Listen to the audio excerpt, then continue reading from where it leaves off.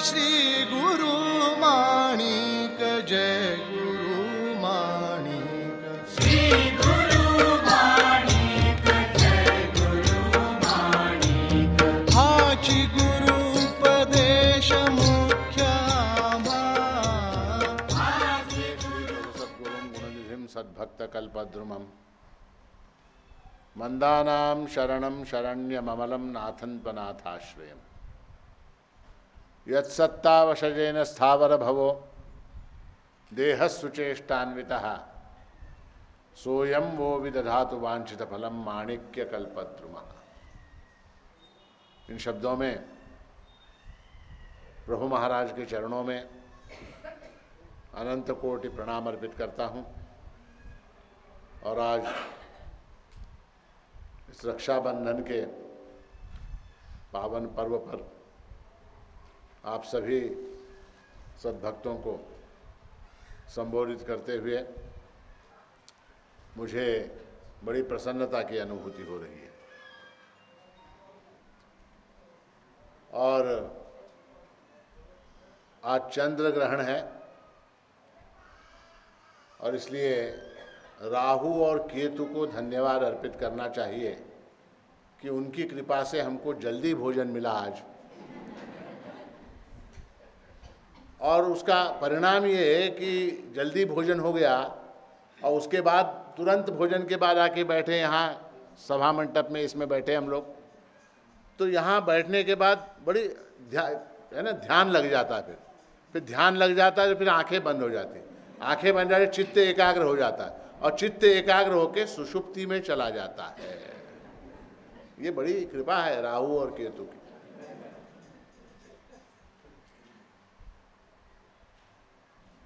तो आज चंद्र ग्रहण है और हमारा जो जीवन है उस जीवन में भी एक ग्रहण लगा हुआ है। भगवान शंकराचार्य ने दक्षिणामूर्ति स्तोत्र में इसका बड़ा सुंदर वर्णन किया है। उसकी चर्चा मैं आगे चल के करूंगा। मगर हमारे जीवन में एक ग्रहण लगा हुआ है। ग्रहण यानी क्या? आपको मालूम ग्रहण यानी क्या? ग्रहण यानी क्या? क्या होता है? क्या होता है? पृथ्वी की अथवा चंद्रमा की छाया जो है वो जब सूर्य पर गिरती है अथवा पृथ्वी की छाया जब चंद्रमा पर गिरती है तब चंद्र ग्रहण होता है। छाया के गिरने से मूल वस्तु छिप जाती है। आज रात में क्या होगा? चंद्रमा दिखाई नहीं देगा। चंद्रमा दिखाई नहीं देगा। क्यों नहीं दिखाई देगा? दिखाई नहीं दे रहा इसलिए वो नहीं है, ऐसा हम कह सकते हैं क्या? रात में आज 11:30 बजे से 1:30 बजे तक आकाश में चंद्रमा नहीं होगा, ऐसा कह सकते हैं क्या? क्यों नहीं कह सकते? है ही नहीं। हाँ, आहे तर दाखवा, बाप दाखवा नहीं तो श्राद्ध करा, है ना? हमारे मराठी में कहावत है, बाप दाखो नहीं तो श्राद्ध कर। है? तो चंद्रमा है ही नहीं, दिखाएंगे कहां से? तो वो छाया से ढका हुआ है।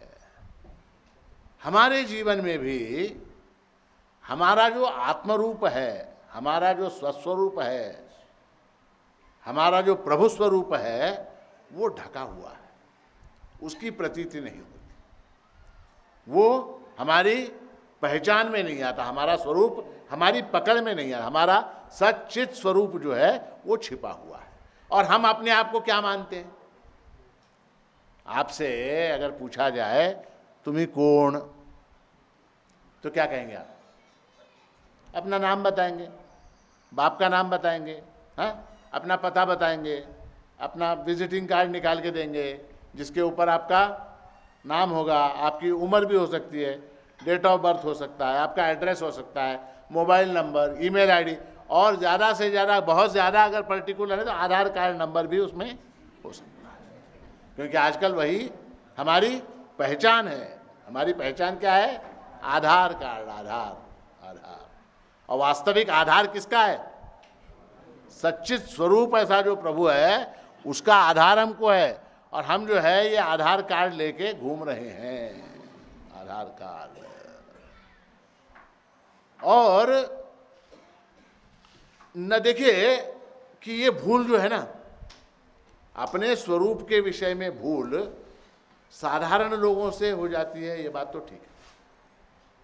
जिन्होंने शास्त्र का अध्ययन नहीं किया, सर्वसाधारण जनता है, ले मैन जिसको कहते हैं, उससे भूल हो जाती है तो कोई बात नहीं।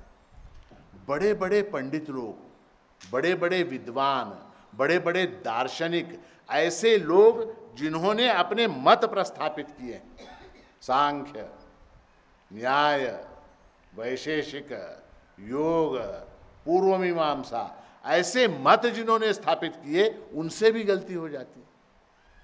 और साधारण लोगों से अगर गलती हो जाए तो ठीक है, कोई बात नहीं। बड़े लोगों से जब गलती हो जाती ना, तो फिर विचार करने की नौबत आती है। मुझे याद है हमारे घर में, पुराने वाले घर में, वो छोटा सा एक दरवाज़ा था। पुराने घरों में होते हैं दरवाजे जहाँ झुक के जाना पड़ता है ना, झुक के जाना पड़ता है, ऐसे छोटे छोटे दरवाजे होते थे। तो हमारे घर में वहाँ ऊपर एक कमरा था जिसमें दरवाज़ा ऐसा छोटा वाला था। तो अक्सर जो है वो सिर में लगता था, अगर अकड़ के कोई जाए, सिर बिना झुकाए जाए तो लगता था दरवाज़ा। ऐसे दरवाजे में से जाते समय कोई साधारण आदमी जिसको मालूम ही नहीं है कि वहाँ दरवाज़ा छोटा है या कुछ है, गलती हो गई, उसको लग गई मान लीजिए चोट, तो ठीक है, कोई बात नहीं, लग गई। जो आदमी जानता है कि वहाँ दरवाज़ा है और वो छोटा है, इसलिए वो कहता है क्या कि ये दरवाज़ा छोटा है, इसके अंदर झुक के जाना चाहिए, ये दरवाज़ा छोटा है, इसके अंदर झुक के जाना चाहिए, ऐसा कहते हुए जाता है और ऐन दरवाजे में चौखट में जाके सिर उठा देता है, ऐन चौखट में जाके सिर उठा देता है। ऐसे बड़े लोगों से गलती हो जाती है अपने स्वरूप के विषय में। और इसका वर्णन भगवत पूज्यपाद श्रीमद् शंकराचार्य ने अपने दक्षिणामूर्ति स्तोत्र में बहुत सुंदर इसका वर्णन किया है कि हम वास्तव में हम हैं क्या, हमारा स्वरूप क्या है, हम कौन है। देखिए, हमारा जो व्यक्तित्व है वो बड़ा रिलेटिव है, सापेक्षिक है। हम निश्चित तौर पे नहीं कह सकते कि हम क्या है। निश्चित तौर पर हम नहीं बता सकते कि मैं कौन हूं। पत्नी की अपेक्षा से मैं क्या हूं, हाँ? पति, हाँ? माता की अपेक्षा से पुत्र, पिता की अपेक्षा से पुत्र, अपने पुत्र की अपेक्षा से नहीं। भाई, मैं पति हूं, पिता हूं या पुत्र हूं, हाँ? शिष्य की अपेक्षा से, गुरु की अपेक्षा से, मैं गुरु हूं या शिष्य हूं, बताइए आप। मैं गुरु हूं या शिष्य हूं, हाँ? शिष्य की अपेक्षा से मैं गुरु, और अपने गुरु की अपेक्षा से शिष्य हूं। अपने पुत्र की अपेक्षा से मैं पिता हूं, अपने पिता की अपेक्षा से पुत्र हूं, हाँ? इस तरह से ये सारा रिलेटिव व्यवहार चल रहा। हमारा जो व्यवहार है, हम वास्तव में क्या हैं, हम वास्तव में क्या हैं, इस विषय में साधारण लोग तो भ्रमित ही हैं, बड़े बड़े पंडित लोग भी भ्रमित हैं, बड़े बड़े पंडित लोग भी भ्रमित हैं। इसलिए भगवत पूज्यपाद श्रीमद् शंकराचार्य अपने दक्षिणामूर्ति स्तोत्र में कहते हैं, देहम प्राणमपि इंद्रियाण्यपि चलाम बुद्धिं च शून्यं विदुः श्रीबालान्धजडोपमास्त्वहमिति भ्रांता भृशं वादिनः मायाशक्तिविलासकल्पितमहा व्यामोहसंहारिणे तस्मै श्रीगुरुमूर्तये नमः इदं श्रीदक्षिणामूर्तये। श्री दक्षिणामूर्तये नमः। दक्षिणामूर्ति यानी कौन? तो भगवान शंकर उनका नाम है। भगवान शंकर का जो सद्गुरु रूप में अवतार है उसको दक्षिणामूर्ति कहते हैं। दक्षिणामूर्ति क्यों कहते हैं उनको? क्योंकि वो दक्षिण की ओर मुंह करके बैठे। भगवान शंकर किधर मुंह करके बैठे हैं? दक्षिण।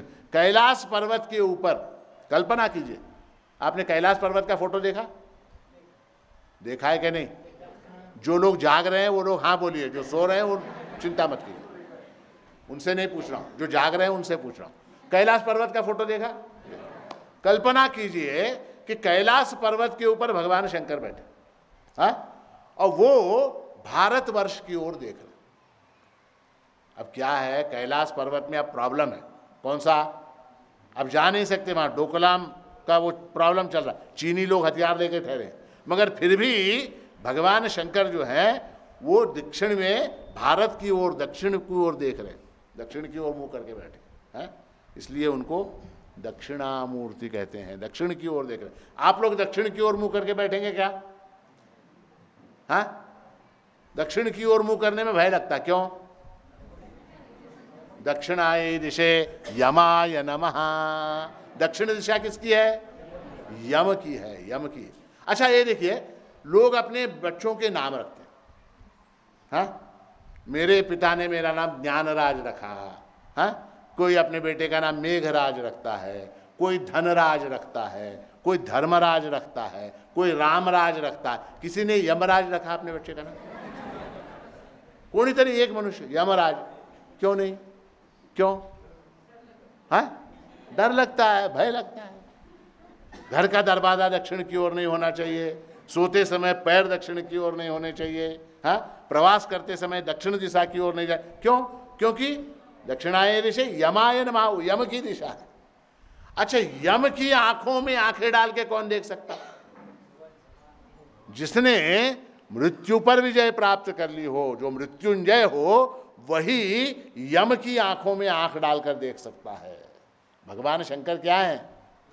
मृत्युंजय, साक्षात मृत्युंजय हैं, और इसलिए वो दक्षिण की ओर देख रहे हैं। ऐसे भगवान श्री दक्षिणामूर्ति को नमस्कार भगवान शंकराचार्य ने स्तोत्र में किया है, और कहते हैं इसमें लोग जो हैं अपने अपने बारे में, अपने स्वरूप के विषय में किस तरह से भ्रांत हैं, इसका वर्णन कर रहे हैं। कहते कुछ लोग ऐसे हैं, देहम अहमिति विदुहु, मैं कौन हूं?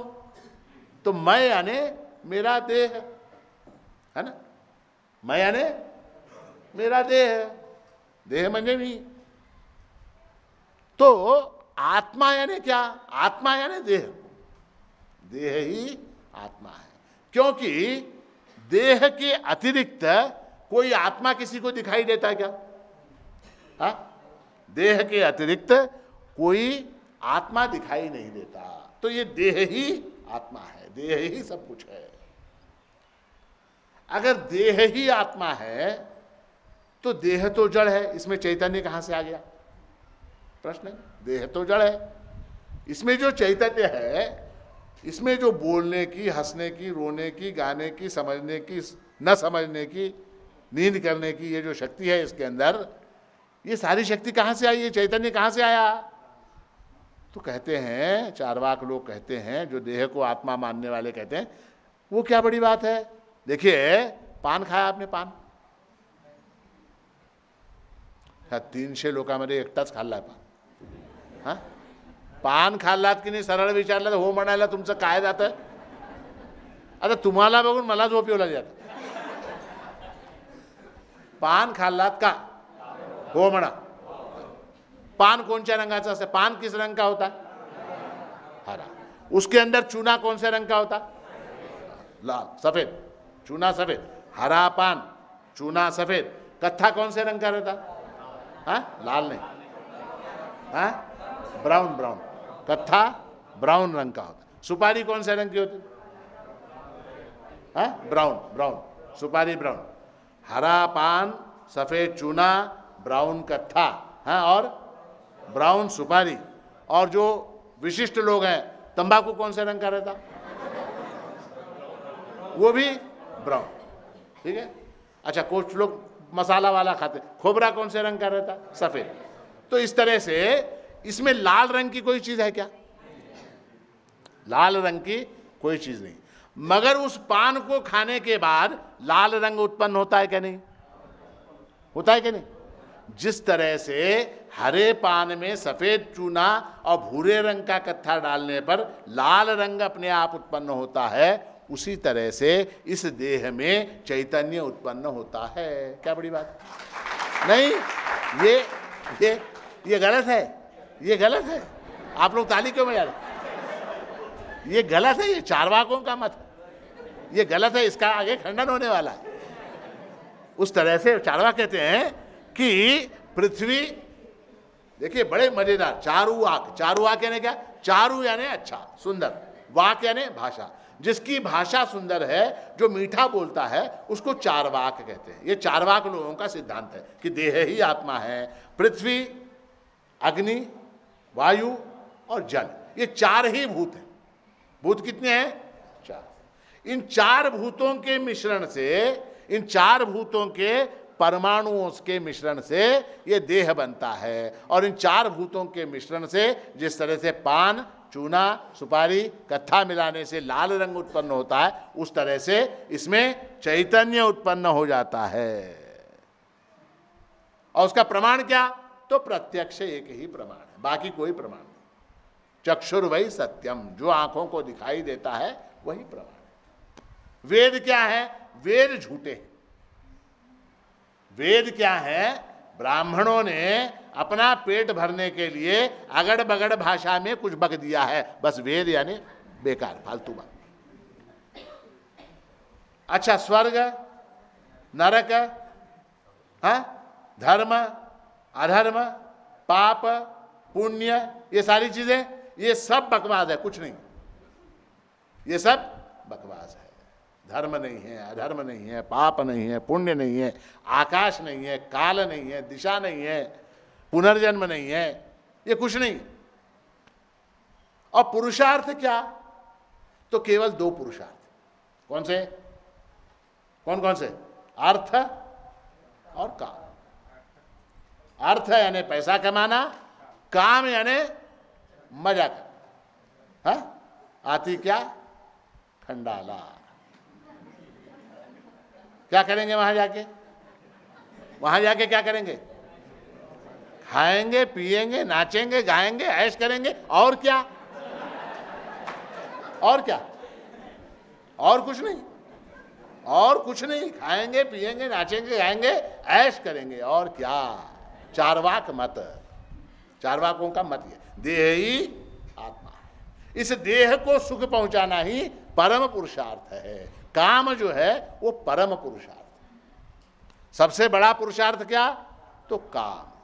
काम जो है वो परम पुरुषार्थ है, और अर्थ जो है वो उसका सहायभूत है काम का। तो दो पुरुषार्थ है। और मोक्ष यानी क्या? मरण यानी मोक्ष।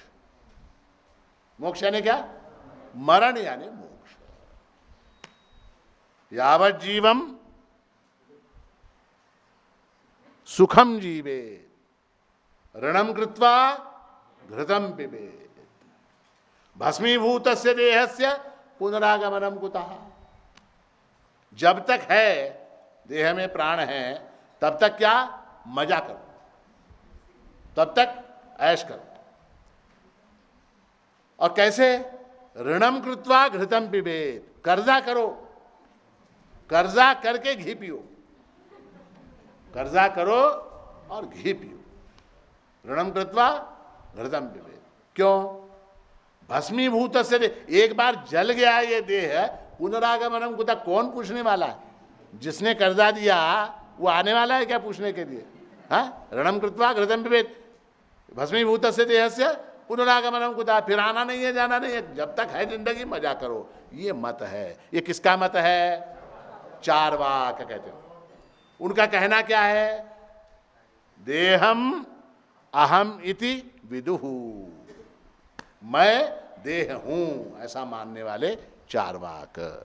और 99% विश्व की जनता इस मत से सहमत है, इस मत से सहमत है। हाँ? ಏನ್ ಅನ್ಲತ್ತಾರ, ಏನು ಖರಾಬ್ ಅನ್ನೋದು ಖರೇನೇ ಅನ್ಲತ್ತ, ಏನು ಸುಳ್ಳದ? ಹಾಂ, ಇರಸ್ತನ ಮಜಾ ಮಾಡ್ರಿ ಅಲ್ಲದ ಮತ್ತೆ इस मत से सहमत है। इनको चारवाक कहते हैं। इनको लोकायत की भी कहते हैं, लोकायत मत कहते हैं।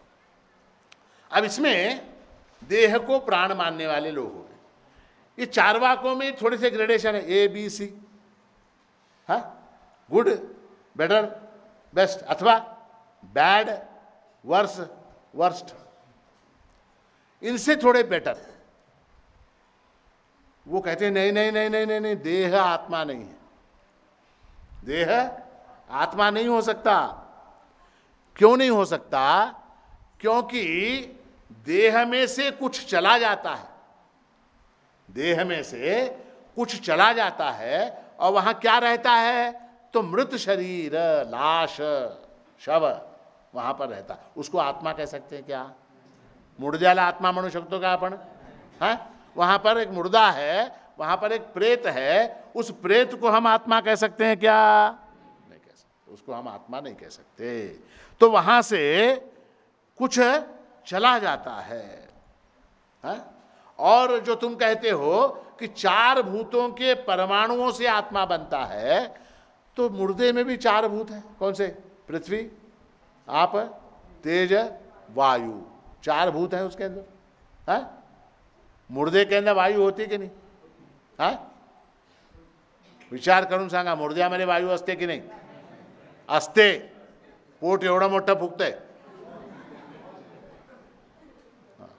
तो क्या चार भूतों के मिश्रण से आत्मा बनता है, ऐसा देहात्मवादी चारवाकों का कहना है।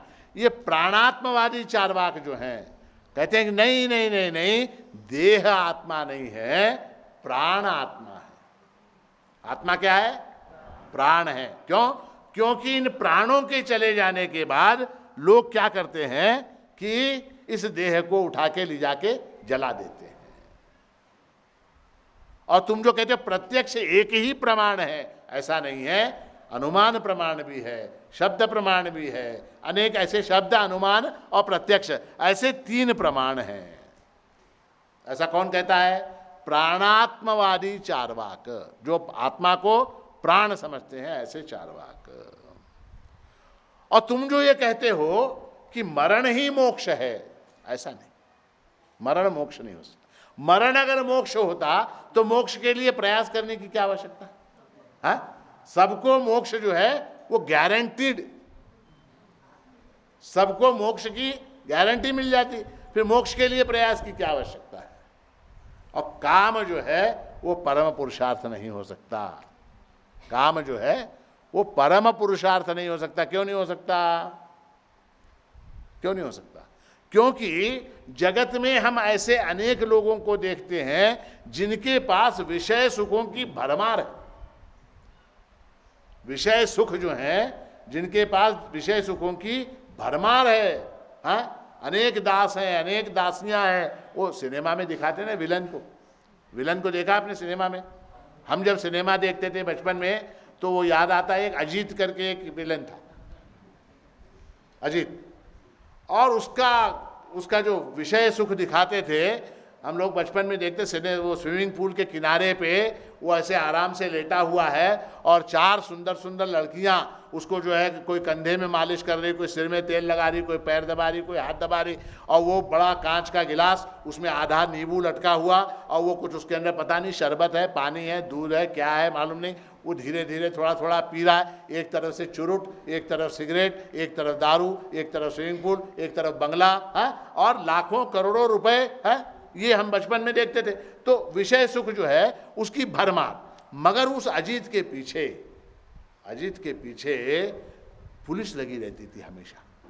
दुख जो है वो हमेशा लगा रहता है। किसके पीछे? आज भी आप देखिए, लोगों के पास करोड़ों रुपए हैं, हाँ, रुपए इतने हैं कि बंडल बना के रखो तो 8 फीट 9 फीट ऊंचे हो रहे। कुछ याद आया? हाँ, 2-2 हजार रुपए के बंडल सुतली से बांध के यहां से रखो तो ये छत पे जाके लग रहे, इतने नोट। और इतना होते हुए उसके पीछे क्या लगा हुआ है? इनकम टैक्स, हाँ, ईडी, सीबीआई, पुलिस, हाँ, लगा हुआ है, दुख लगा हुआ है। तो काम जो है, अर्थ और काम, ये परम पुरुषार्थ नहीं हो सकते। उसके पीछे पुलिस लगी हुई है, उसके पीछे दुख लगा हुआ है, तो इसलिए वो परम पुरुषार्थ नहीं हो सकता। और वेद अप्रमाण है, ऐसा कहते हैं वेद। कौन? चार्वाक लोग। तो ये प्राणात्मवादी कहते हैं नहीं नहीं, वेद अप्रमाण नहीं है, वेदों में भी कुछ बातें ऐसी हैं कि सीखने लायक हैं, समझने लायक हैं, वेदों का इस तरह से अपमान मत करो। तो आत्मा क्या है? देह आत्मा नहीं है, प्राण आत्मा है, प्राण आत्मा है। और क्यों प्राण आत्मा क्यों है? क्योंकि मैं कहता हूं मुझे भूख लगी, मुझे प्यास लगी, हाँ? मैं सांस लेता हूं, मेरी सांस फूल रही है, मैं ब्रेथलेस हो रहा हूं, मुझे दम आ रहा है, ऐसा मैं कहता हूं कि नहीं? हाँ? कहता हूं मुझे दम आ रहा है, बोल बोल के मुझे दम आ रहा है। आप बोलोगे महाराज सुन सुन के हमको भी दम आ रहा है, हाँ? तो दम आ रहा है, दम क्यों आ रहा है? क्योंकि प्राण आत्मा है, प्राण आत्मा है, इसलिए जो है सांस का चलना, खाना पीना, प्यास लगना, भूख लगना, ये सारी चीजें प्राण की क्रियाएं हैं। अब इनका खंडन कौन करता है? इंद्रिय आत्मवादी चार्वाक। ये भी चार्वाक उसी जाति के, वो कहते हैं नहीं नहीं, प्राण आत्मा कैसे होगा? प्राण आत्मा नहीं हो सकता क्योंकि वायु जड़ है, वायु है, प्राण यानी क्या? वायु है। वायु क्या है? जड़ है। वायु को ज्ञान होता है क्या? हाँ? अतः ये बार है, ये हवा है, ये हवा में मैंने ऐसे हाथ लगाया, ऐसे किया, वायु को पता लगा क्या मैंने ऐसा किया? नहीं, क्योंकि जड़ है, उसको क्या मालूम वायु को? तो वायु जड़ होने के कारण वायु प्राण आत्मा नहीं हो सकता। फिर कौन? देहम प्राणमपि मपीन्द्रियाण्यपि चलाम अपि इंद्रियाणी, इंद्रियाणी। तो आत्मा क्या है? इंद्रियां आत्मा, इंद्रियां जो है वो आत्मा, प्राण आत्मा नहीं, इंद्रियां आत्मा है। क्यों? मैं देखता हूं, मैं बोलता हूं, मैं सुनता हूं, ये सारे व्यवहार कैसे होते हैं? इंद्रियों के द्वारा होते हैं, हाथ से, पैर से, नाक से, आंख से, कान से, इंद्रियों के द्वारा ये सारे व्यवहार होते हैं। ठीक है, इसलिए इंद्रियां आत्मा है। देखिए इसमें प्रॉब्लम यह है, ये सारे जितने भी मतवादी हैं, ये सारे इनका खंडन एक दूसरे आपस में ही कर रहे हैं। अभी वेदांत की बात शुरू भी नहीं हुई, आपस में ही लड़ रहे हैं। इंद्रियां आत्मा है, तो इनके विरोधी क्या कह रहे हैं? नहीं नहीं, इंद्रियां आत्मा कैसे हो जाएंगी? सुषुप्ति में, निद्रा में इंद्रियां क्या हो जाती हैं? लीन हो जाती। हाँ, इंद्रियां सुषुप्ति में लीन हो जाती हैं। तो सुषुप्ति में इंद्रियों के लीन हो जाने के बाद आत्मा समाप्त हुआ क्या? अगर आत्मा समाप्त हुआ, सुबह उठता है ये, अगर ये चाहटाक सुबह उठता है ये और चाय बनाने को बोलता है, बोलता है क्या नहीं बोलता? बोलता है, नींद में से जागने के बाद। तो इंद्रियां जब सुषुप्ति में लीन हो जाती हैं, तो इसका मतलब आत्मा लीन हो गया क्या सुषुप्ति में? नहीं हुआ। तो इंद्रियां आत्मा हो सकती हैं क्या? इंद्रियां आत्मा नहीं हो सकती, इंद्रियां आत्मा नहीं हो सकती। अच्छा, अगर इंद्रियों को आत्मा माना तो अंधे को आत्मा नहीं है, ऐसा हो जाएगा। अंधा, उसको एक इंद्रिय नहीं है, हाँ? आंख नहीं है बेचारे को। बहरा, उसको कान नहीं है, हाँ? गूंगा, उसको बोलने की शक्ति नहीं है, इंद्रिय नहीं है, वाणी नहीं है। तो ये लोग बगैर आत्मा के हैं क्या? तो ये तर्क की कसौटी पर ये सिद्धांत भी नहीं टिकता। देहम प्राणम इंद्रियाणि, ये आत्मा नहीं हो सकते। तो फिर क्या? तो ऐसे में बौद्ध लोगों का मत जो है, जो बुद्धि को, अंतःकरण को, विज्ञान को आत्मा मानते हैं, देहम प्राणम अपि इंद्रियाण्यपि चलाम बुद्धिम, चलाम बुद्धि यानी क्षणिक विज्ञान, क्षणिक बुद्धि, इसको आत्मा मानने वाले बौद्ध लोग कहते हैं कि उसमें भी दो पक्ष हैं। एक कहता है मन आत्मा है, एक कहता है कि मन आत्मा है। मन आत्मा क्यों है? क्योंकि मैं कहता हूं मुझे भय लगा, मुझे भय लगा, मुझे लज्जा आती है, मुझे शर्म आती है, मैं संशय करता हूं, मैं संकल्प करता हूं, मैं विकल्प करता हूं, ये सारे धर्म किसके हैं? ये मन के। ये सारे धर्म मन के हैं, इसलिए मन ही आत्मा है। किंतु इस मन के विषय में मैं क्या प्रयोग करता हूं? मेरा मन, ऐसा मैं कहता हूं। माझं मन असं मी म्हणतो, मेरा मन। जो चीज मेरी है वो मैं हो सकता हूं क्या? हाँ, जरा सोच के बताइए। जो चीज मेरी है वो मैं हो सकता हूं क्या? मेरा चश्मा, मेरा चश्मा, मेरी घड़ी, है, ये मैं हो सकता हूं क्या? जिस किसी वस्तु को मैं मेरा कहता हूं वो मुझसे भिन्न होती है। मन के विषय में मैं क्या कहता हूं? मेरा मन। तो मन आत्मा से भिन्न है, मन भी आत्मा नहीं है। तो हमने क्या क्या देखा? देह आत्मा नहीं है, ये देखा। प्राण आत्मा नहीं है, ये देखा। इंद्रियां आत्मा नहीं है, ये देखा। मन आत्मा नहीं है, ये देखा। है? अब बचा क्या? बुद्धि। विज्ञानवादी बौद्ध जो है उनका सिद्धांत क्या है? सर्वम क्षणिकम, सब कुछ जो है क्षणिक है। क्षणिक, क्षणिक यानी क्या? जिस तरह से नदी बहती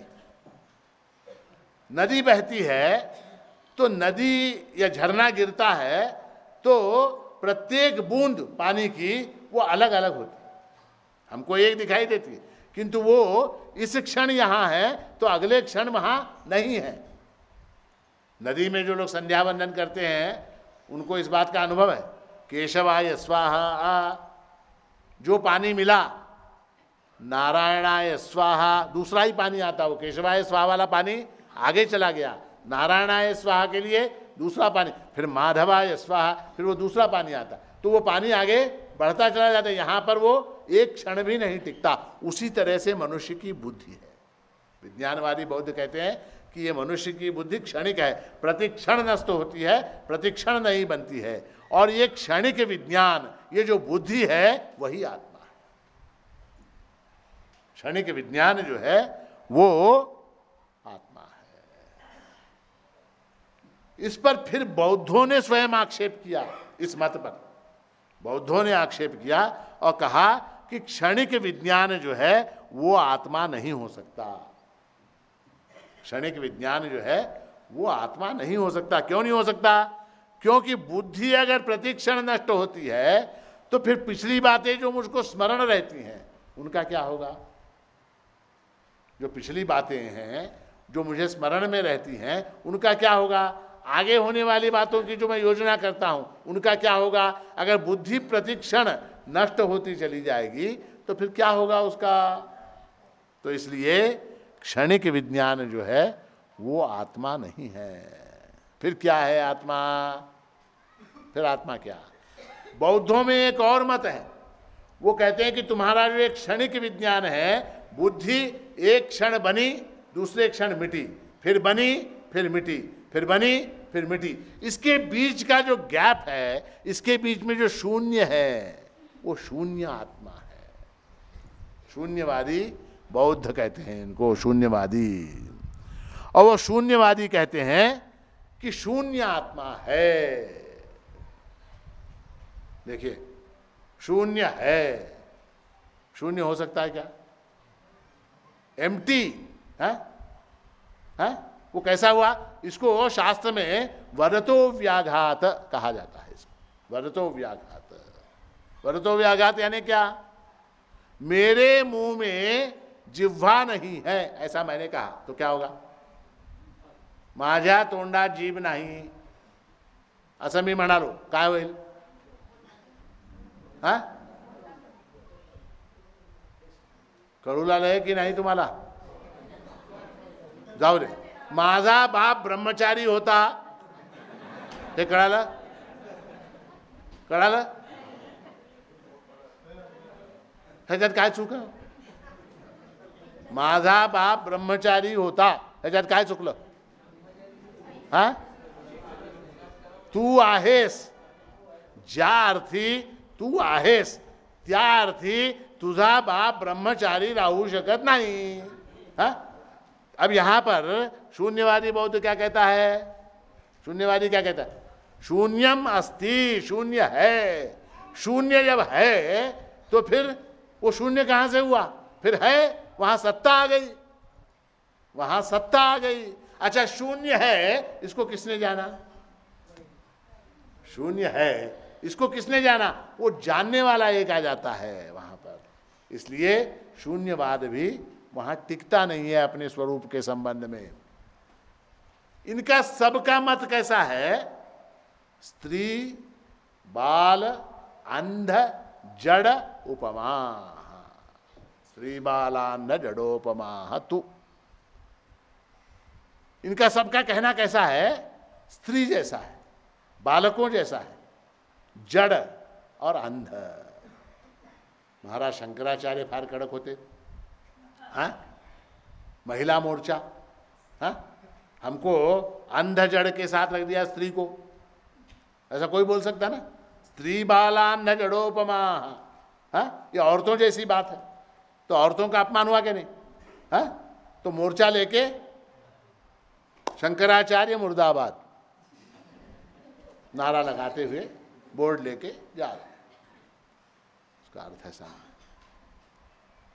उसका अर्थ ऐसा है, ये जो सारे शब्द हैं स्त्री बाल अंध जड़, ये बड़े महत्व के। स्त्री शब्द का अर्थ है ऐसा कोई भी व्यक्ति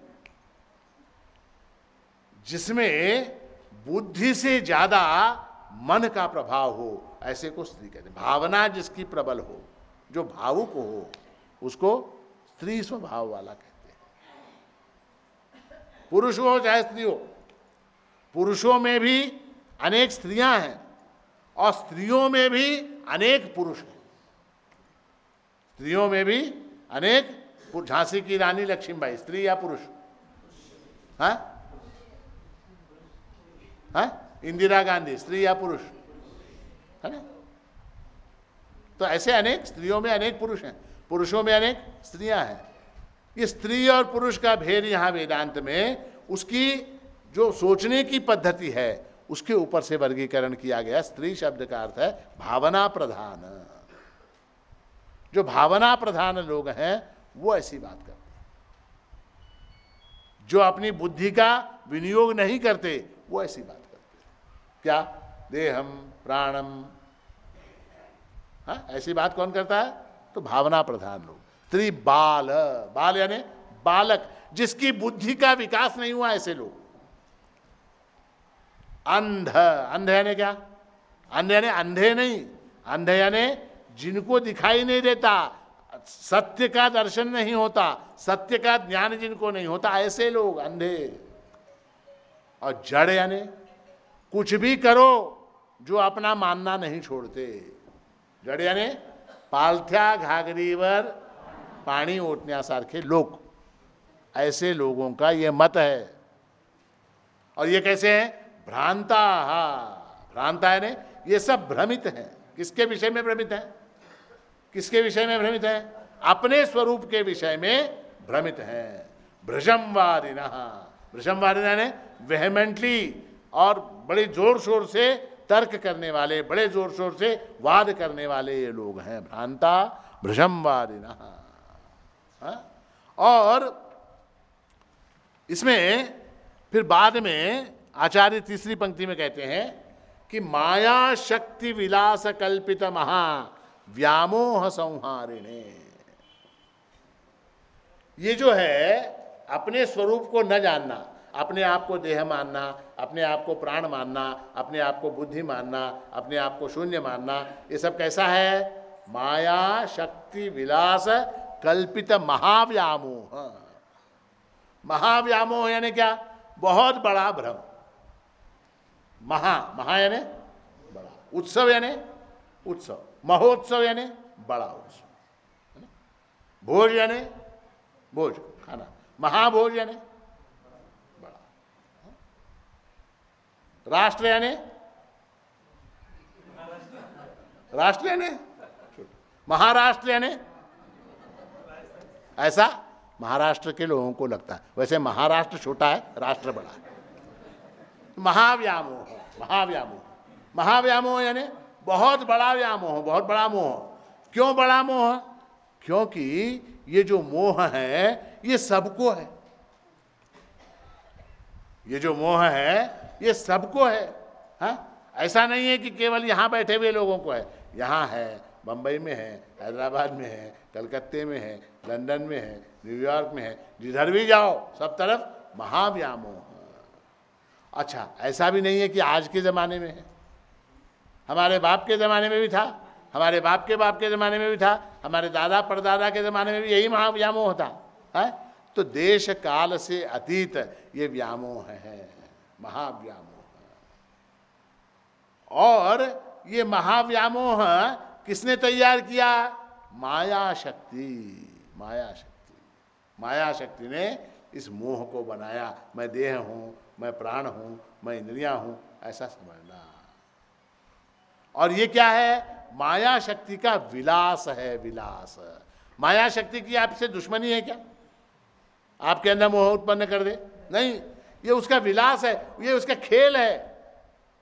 महाराष्ट्र ने भी एक स्थान पे बड़ा सुंदर कहा कि माया विलास सब नाम और रूप तज, अखिल जग परब्रह्म जानले रे मना। माया विलास, माया विलास शब्द है।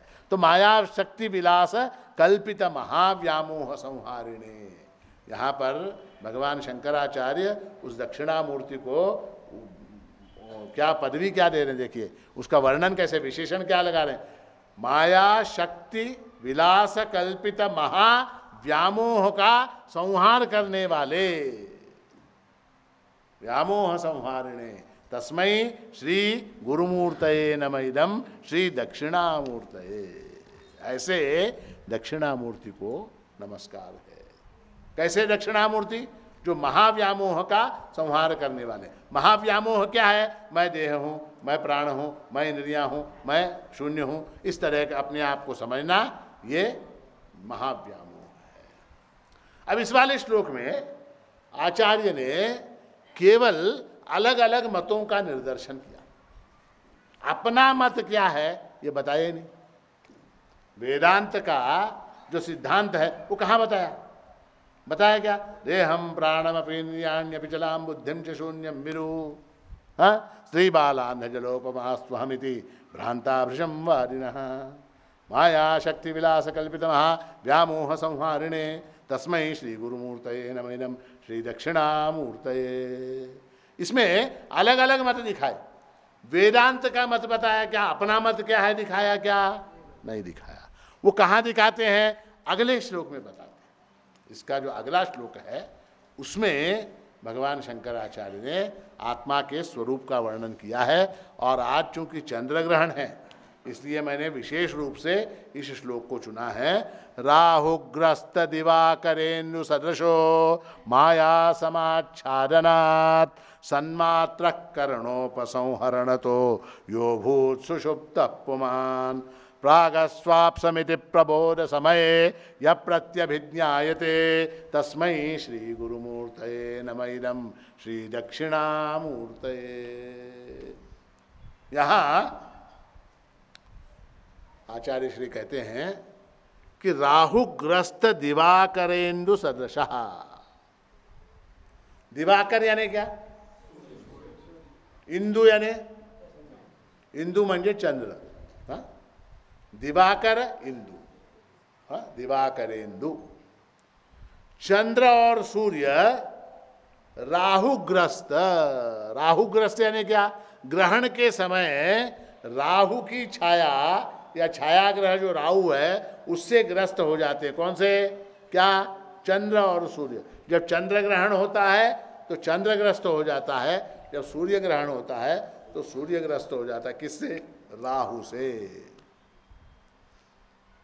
राहुग्रस्त दिवाकरेन्दु सदृशः। उसी तरह, सदृश यानी की तरह, लाइक, सदृश यानी लाइक। जैसे चंद्र सूर्य जो हैं वो राहु से ग्रस्त हो जाते हैं, उस तरह से ये जो आत्म तत्व है माया समाच्छादनात्, वो जो है माया से ढका हुआ है, माया से ढका हुआ है। और वो कैसा है? सन्मात्र है। सन्मात्र है यानी क्या? सत्ता मात्र है, प्योर एग्जिस्टेंस, प्योर एग्जिस्टेंस। अब ये जो हमारा एग्जिस्टेंस है ये प्योर है क्या? इसके अंदर कई चीजें मिली हुई हैं, कई चीजें मिली हुई हैं। प्योर एग्जिस्टेंस, शुद्ध सत्ता। और वो कहाँ उपलब्ध होती है? वो सुषुप्ति में। सुषुप्ति में हम क्या होते हैं? हम क्या होते हैं सुषुप्ति में? हम क्या होते हैं? अपन झोप लो, अपन सो गए, हाँ? तो नींद में हम क्या होते हैं? किसी के पति होते हैं क्या नींद में? किसी की पत्नी, किसी का बाप, हाँ? किसी का दामाद, किसी का साला, किसी ऑफिस का ऑफिसर, किसी का नौकर, किसी का गुरु, किसी का शिष्य। क्या होते? क्या होते? ब्राह्मण, क्षत्रिय, वैश्य, शूद्र, धनवान, हाँ? Post graduate, under graduate, BA, BCom. क्या होते हैं नींद में? नींद में क्या होते हैं बताइए? आप लोग नींद में हैं क्या जाग रहे हैं? नींद में क्या होते हैं? हाँ? नींद में हम क्या होते हैं? नाही ते सांगू नका, झोपेत तुम्ही काय असता ते सांगा. अच्छा, तुम्हारा नाम? नाम नाम मिले. नींद में तुम क्या होते हो? सन्मात्र, सत्ता मात्र, सत्ता अस्तित्व मात्र केवल. उसमें कोई विशेषण नहीं है, उसमें कोई विशेषण नहीं है, कोई विशेषण नहीं. अस्तित्व मात्र, सत्ता मात्र, सन्मात्र. करण यानी क्या? इंद्रियां. करण यानी इंस्ट्रूमेंट्स. इनका उपसंहार हो जाता है. उपसंहार, उपसंहार यानी वो लीन हो जाती है. यो भूत सुषुप्त पुमान. ये पुरुष जो है ऐसा ये सो गया, नींद में चला गया. और नींद में जाने के बाद प्राग स्वाप्समिति प्रबोध समय. और जागने के बाद प्रबोध समय, नींद से जागने के बाद वो क्या कहता है? प्राग स्वाप्सम, प्राग अस्वाप्सम. पहले मैं सोया हुआ था, मुझे कुछ पता ही नहीं चला, मैं सुख से सोया हुआ था. न किंचित अवेदिशम, मुझे कुछ नहीं पता चला. कौन कह रहा है? जो सोया था, जो सोया था वो जागने के बाद कह रहा है कि मैं सुख से सोया हुआ था. तू तो सोया हुआ था, तुझे कैसे पता कि वहां सुख था? तू तर झोपला होता ना बाबा. त्या झोपेत सुख होतं हे तुला कसं कळालं? तुला कसं कळालं? आणि अनुभव किसको होता है? अनुभव किसको होता है? जो उस अनुभव से गुजरता है उसी को अनुभव होता है. आप लोगों में से कितने लोग काश्मीर गए? काश्मीरला कोण कोण गेलात? 1 2 3 4, 4 लोग जाऊन आले. 4 लोग काश्मीर गए थे. तो काश्मीर जाने का अनुभव जो है वो आपको है या इन लोगों को है? हाँ, उसका स्मरण किसको होगा? नहीं, स्मरण किसको होगा? हम काश्मीर गए थे, हम बोट में बैठे थे, हम पहाड़ के ऊपर चढ़े थे, हमने बर्फ देखी, हाँ, हमने वहाँ शॉल खरीदी, हाँ, ये सारी चीजें काश्मीर की यादें किसको हैं? जो काश्मीर गया उसी को है. इन लोगों को है क्या? इन लोगों को याद नहीं. क्यों नहीं है? गए. अब ये निद्रा से जागृत होने वाला कहता है कि मैं सुख से सोया हुआ था, मैं सुख से सोया हुआ था. उस सुख का इसको स्मरण हो रहा, उस सुख का इसको स्मरण हो रहा. स्मरण कैसे होगा? उसने अनुभव लिया, उसने उस सुख का अनुभव लिया. तो इसका मतलब सुषुप्ति के समय वो था क्या नहीं था? सुषुप्ति के समय महाराज ह्या हॉलमध्ये मी आलो, दुपारी 2 वाजता तुम्ही टाइम दिला होता, मी या हॉलमध्ये आलो, तेव्हा इथं कोणीच नव्हतं. बरोबर आहे का? हा, तुम्ही 2चा टाइम दिला, मी 2 वाजता इथे आलो, इथं कोणीही नव्हतं. यहाँ कोई नहीं था इस हॉल में 2 बजे. करेक्ट है? क्यों क्यों क्यों गलत है? हाँ, वहां कोई नहीं है इस बात का साक्षी मैं वहां था और मैंने देखा घड़ी में 2 बज रहे, इस हॉल में कोई भी नहीं था, मैं था, उसका साक्षी मैं वहां पर था. तो निद्रा का जो साक्षी है, जिसने उसको अनुभव किया है, प्रागस्वाप्समिति प्रबोध समय या प्रत्यभिज्ञायते, इसको प्रत्यभिज्ञा कहते हैं. प्रत्यभिज्ञा, प्रत्यभिज्ञा यानी क्या? वो स्मरण भी नहीं है, वो ज्ञान भी नहीं है. स्मरण यानी क्या? स्मरण यानी क्या? स्मरण यानी याद आना. ज्ञान यानी क्या? किसी नई वस्तु का, नई बात का पता चलना, जिसका बोध होना, उसको ज्ञान कहते हैं. प्रत्यभिज्ञा यानी क्या? ये प्रत्यभिज्ञा वेदांत में एक बड़ी अजीब चीज है. प्रत्यभिज्ञा यानी क्या? कि बड़ी बड़ी एक बड़ा फिनोमिना ही अलग है प्रत्यभिज्ञा. मैंने जिस व्यक्ति को 12 साल पहले काशी में देखा था, 12 साल पहले मैंने जिस व्यक्ति को काशी में देखा था, वो आज फिर से मेरे सामने आ गया, तो मैं क्या कहता हूं? मैं क्या कहता हूं? ते तू आहेस. तो मी नव्हेच नाही, ते तू आहेस. इसको प्रत्यभिज्ञा कहते हैं. प्रत्यभिज्ञा यानी जो चीज पहले जानी हुई है उसकी कंटिन्यूटी रहती है, उसकी कंटिन्यूटी रहती है, उसको प्रत्यभिज्ञा कहते हैं. तो प्रागस्वाप्समिति प्रबोध समय या प्रत्यभिज्ञायते, जागने के बाद मैं सुख से सोया हुआ था, इसकी जो प्रत्यभिज्ञा मुझको होती है वो इस बात का प्रमाण है कि शून्य नहीं था.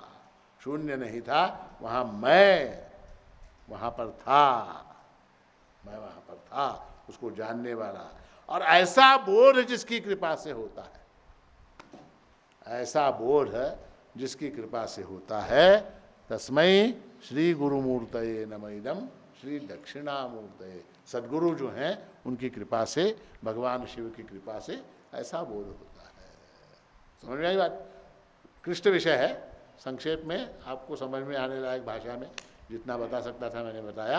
तो कहने का तात्पर्य है कि देह, प्राण, मन, बुद्धि वगैरह ये जो हैं, ये मेरा स्वरूप नहीं है. मेरा स्वरूप क्या है?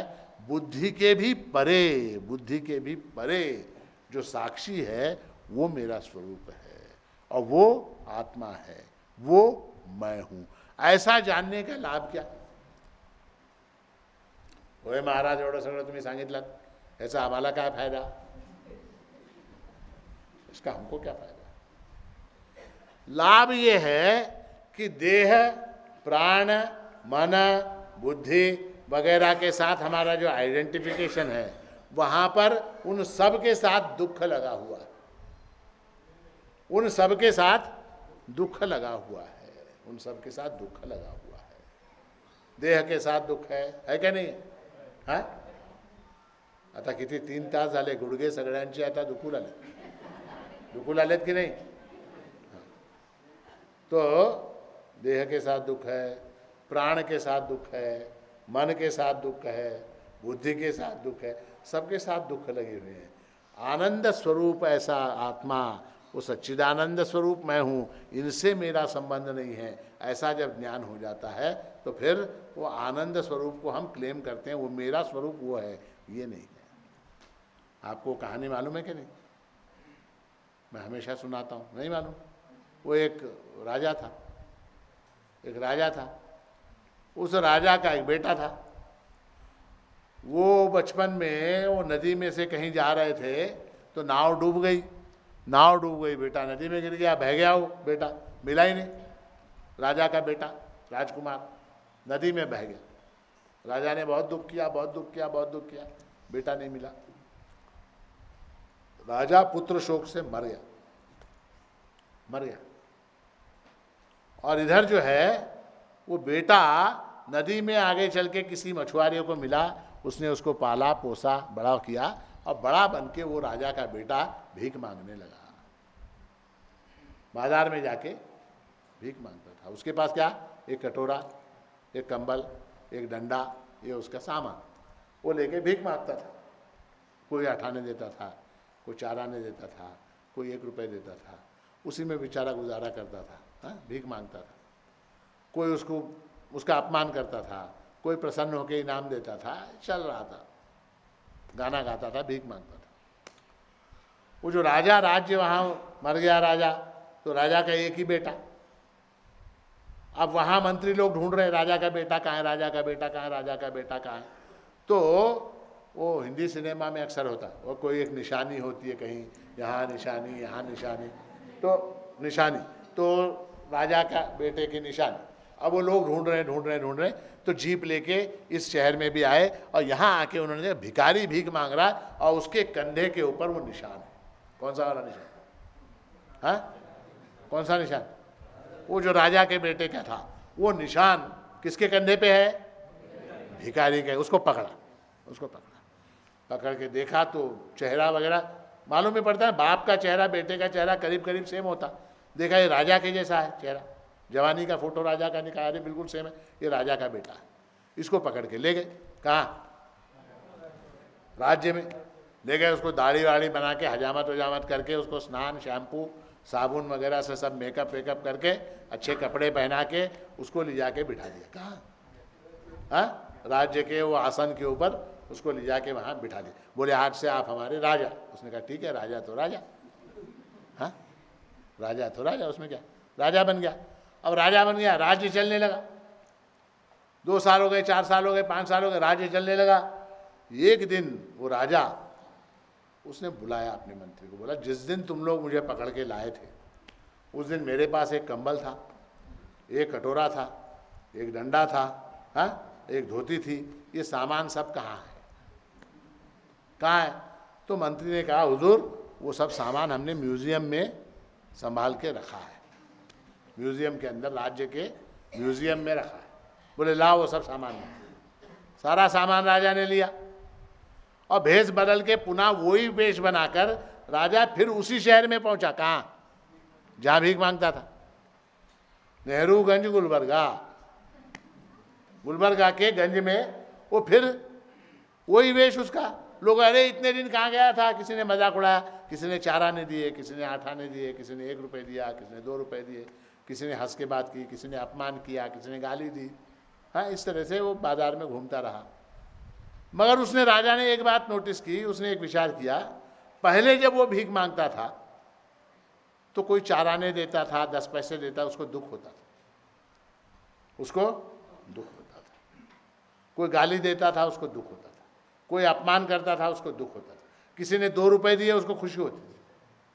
आज वो देख रहा है डिब्बा लेके घूम रहा, न उसको अपमान का दर्द है न सम्मान की प्रसन्नता है।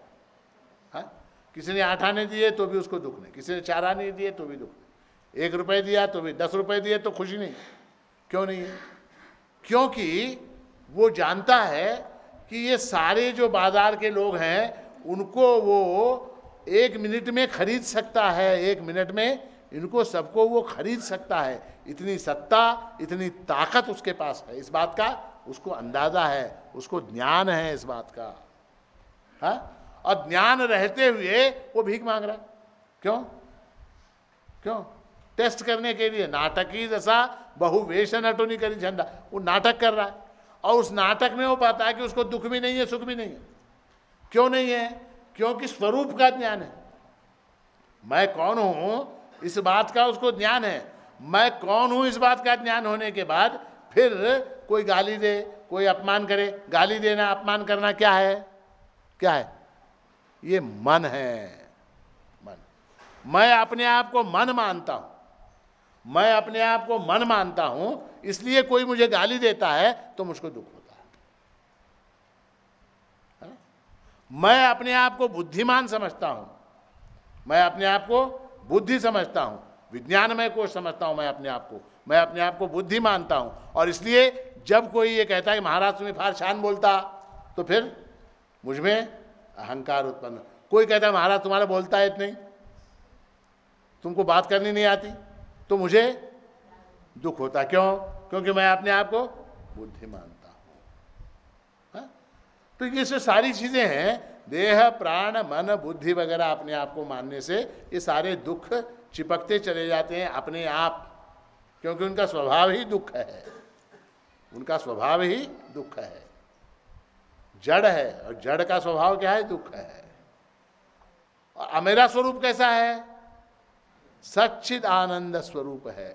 मेरा स्वरूप सच्चिद आनंद स्वरूप है, मैं आत्मा हूं, मैं साक्षी हूं। इस बात को मैंने अगर जान लिया तो वो दुख मुझे स्पर्श कर सकता है क्या?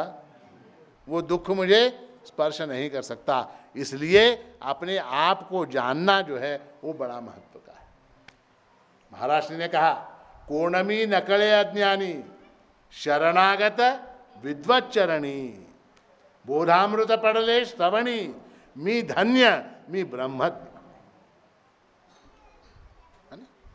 पहले मुझे क्या भ्रम था? कोणमी, मैं कौन हूं? नकले, मुझे नहीं मालूम, मैं अज्ञानी हूं। कोणमी नकले अज्ञानी। उसके बाद क्या हुआ? मैंने क्या किया? शरणागत विद्वच्चरणी, मैं गुरु की शरण में गया, गुरु की शरण में गया। और वहां जाने के बाद क्या हुआ? बोधामृत पड़ले श्रवणी, बोधामृत पड़ले श्रवणी। फिर क्या हुआ? मी धन्य मी ब्रह्म ज्ञानी। उसके बाद मैं धन्य हो गया, मैंने अपने स्वरूप को जान लिया। हाँ? तो इस तरह से प्रभु महाराज की कृपा से, प्रभु महाराज की शरण में आप लोग आए हैं। प्रभु महाराज की कृपा आपके ऊपर हो, प्रभु महाराज का बोधामृत जो है वो आपके कानों में पड़े और आप भी धन्य हो, आप भी ब्रह्मज्ञानी हो, आप भी सुखी हो, आपका मंगल हो, आपका कल्याण हो, आपका शुभ हो, ऐसा आशीर्वाद देते हुए आज के इस प्रवचन को यहाँ समाप्त करता हूँ।